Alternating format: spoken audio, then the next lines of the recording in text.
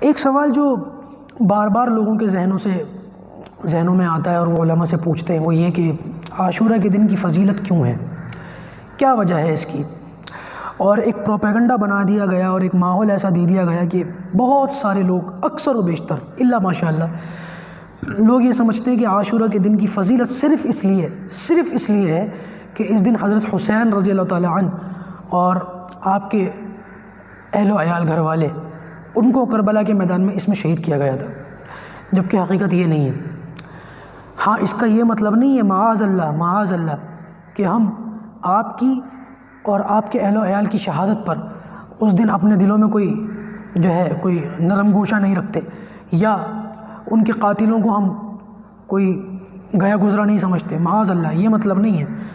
ہمیں اہل بیت سے، حضرت حسین سے، آپ کے اہل و عیال سے، نبی اکرم صلی اللہ علیہ وسلم کے نواسوں سے، اللہ کے رسول صلی اللہ علیہ وسلم کے تمام گھرانے سے محبت ہے اور یہی ایمان کا تقاضا ہے، لیکن محبت کی وجہ سے ہم حقیقت کو بدلنے کو تیار نہیں ہیں۔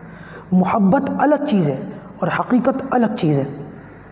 عاشورہ کی فضیلت تو اس واقعے سے بہت پہلے سے چلی آ رہی ہے، نبی اکرم صلی اللہ علیہ وسلم کے زمانے سے، بلکہ آپ صلی اللہ علیہ وسلم کے زمانے سے بھی پہلے اس کی فضیلت ثابت ہے، جیسے کہ میں نے بتایا کہ یہودی روزہ رکھتے تھے، اور بھی روایتیں ملتی ہیں۔ تو بہرحال یہ ایک اتفاق کی بات ہے کہ عاشورہ کے دن ہی آپ کے ساتھ شہادت کا ثانیہ پیش آیا، لیکن اس کا یہ مطلب نہیں ہے کہ صرف اس کی فضیلت اسی وجہ سے ہے۔ ہم ان باتوں کو ماننے کو تیار نہیں ہیں۔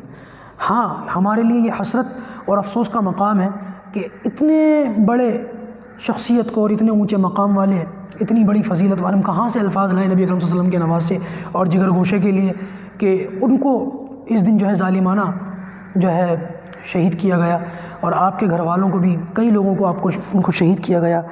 بہرحال یہ چیزیں نہیں مانتے اور یہ چیزیں ہم نہیں سمجھتے، اور بہت سارے لوگ جو اس میں ماتم کرتے ہیں، اللہ ہماری حفاظت فرمائے، وہ سینہ پیٹنا، ماتم کرنا، نہ جانے کیا کیا خرافات ہوتی ہیں، کیا کیا الٹی سیدھی بکواس قسم کی چیزیں ہوتی ہیں، اللہ ہماری حفاظت فرمائے۔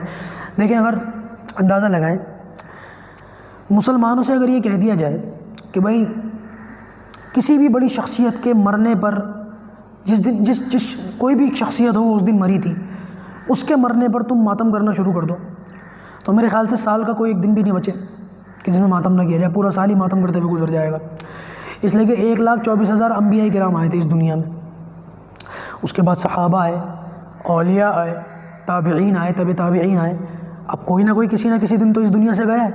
اب اگر اس بات کی اجازت دے دی جائے کہ بھائی فلاں شخص کے جانے پر تم ماتم کرو، تو آپ ایک دن بھی کاروبار نہیں کر سکتے، نہ بچوں کی شادیاں کر سکتے، نہ کوئی اور معاملات کر سکتے، سارا سال ماتم کرتے گزر جائے گا۔ اور اللہ ہماری حفاظت فرمائے، ہمیں دیکھنا یہ چاہیے ان فرقہ ضالہ کے لوگوں کی وجہ سے، بلکہ علماء تو ان کو کافر کہتے ہیں، بالکل اس میں ان کے کفر میں کوئی شک نہیں ہے۔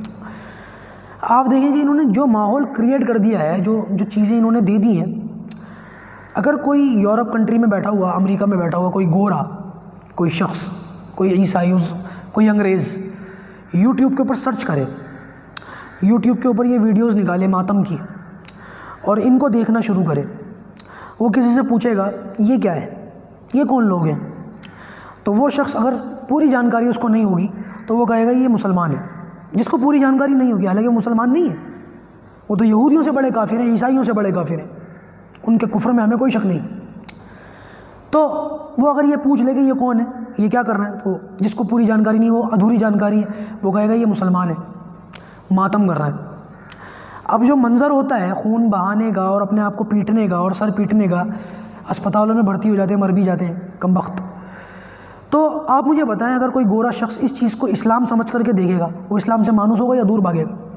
یہ کون سا اسلام ہے، یہ کون سی، اور ڈرم بجا کے کون سی ڈول بجا کے کون سا ماتم ہوتا ہے؟ مطلب اگر آپ کا باپ مر جائے، کسی شخص کا باپ مر جائے اور بندہ ڈول پیٹنا شروع کر دے، بھائی کیا ہوا میرے ابا مرے میں ماتم کر رہا ہوں، یہ کون سا ماتم ہے بھائی؟ نہیں، آپ اندازہ لگائیں اس بات کا، ذرا پڑوس کے اندر کسی شخص کے والد کا انتقال ہو جائے اور آپ کہیں کہ مجھے بڑا افسوس ہے تمہارے والد کا انتقال ہو گیا، ادھر اس کا جنازہ نکلے، ادھر آپ ڈرم بجا کرنا شروع کر دیں، تو وہی کہیں گے یہ کون سا ماتم ہو رہا ہے بھائی، یہ کون سی سمجھداری کی بات ہے؟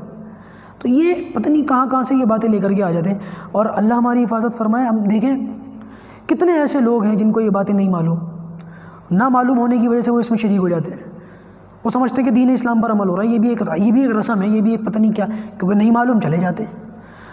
اور کتنی خرافات اس کے اندر ہوتی ہیں، آپ دیکھیں یہ معاملات ہم نے سنے بھی ہیں اور لوگ بتاتے بھی ہیں کہ عورتیں جاتی ہیں، یہ کم وقت عورتوں کو بھی لے کر کے آتے، وہ میک اپ میں آ رہی ہیں، نہ جانے کن کن ہولیوں میں آ رہی ہیں۔ اچھا، عورتیں ماتم کرتی ہیں یا عورتیں تعزیہ اٹھاتی ہیں یا عورتیں نعرے لگاتی ہیں، یا عورتیں کیوں آتی ہیں وہاں؟